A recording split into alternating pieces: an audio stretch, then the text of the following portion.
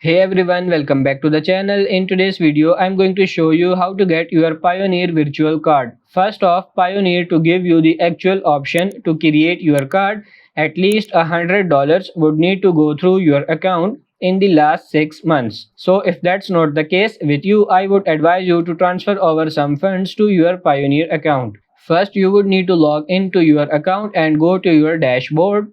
Once you are here, you can select to which one of your accounts you would like for the card to be connected. I will go with US dollar one and press order card. Now you can select if you wish to order a physical or a virtual card.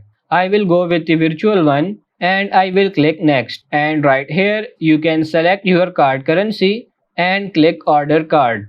After a few moments, you should see this screen confirming that your card has been ordered. So that's pretty much it for this video. I hope this video was helpful. If it is, like it and subscribe to the channel. Thank you.